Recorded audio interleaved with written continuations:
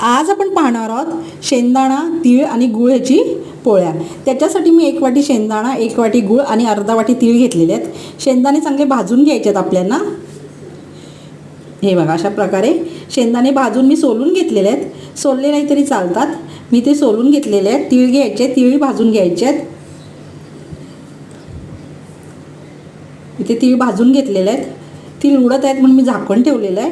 तीळ भाजून घेतले की शेंगदाणा, तीळ आणि गूळ हे मिक्सरमध्ये वाटून घ्यायचे आहेत आपल्याला। ह्या पोळ्या जास्त करून हिवाळ्यात म्हणजे थंडीमध्ये केल्या जातात। हे बघा, इथे मी सगळं वाटून घेत आहे। तीळ, गूळ आणि शेंगदाणा वाटून घेतलेलं आहे। याच्या आपण पोळ्या करणार आहोत।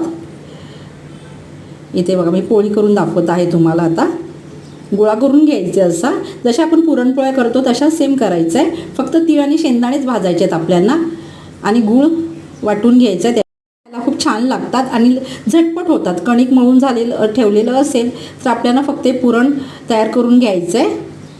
इथे मी घी वापरलं आहे। तुम्ही तेल, तूप काही वापरू शकता, तेलही वापरू शकता। हे बघा, पोळी टाकलेली आहे, दोन्ही बाजूनी चांगली भाजून घ्यायची आहे। ही दुसरी पोळी दाखवते आता मी।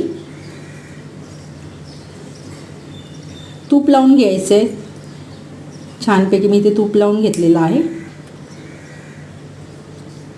दोन्ही बाजूनी चांगली भाजून घ्यायची आहे।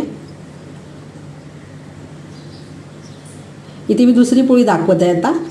हे बघा, अशा प्रकारे तीळ, शेंगदाणा आणि गुळाच्या पोळ्या केलेल्या आहेत। छान लागतात, ह्या खायला खूप छान लागतात। ही दुसरी पोळी दाखवत आहे, ही पण भाजून घेतलेली आहे छानपैकी अशी। अशा प्रकारे मी तीळ, गूळ आणि शेंगदाण्यापासून पोळ्या केलेल्या आहेत। तुम्ही करा, तुम्हालाही आवडेल तीळ आणि शेंगदाण्याच्या पोळ्या।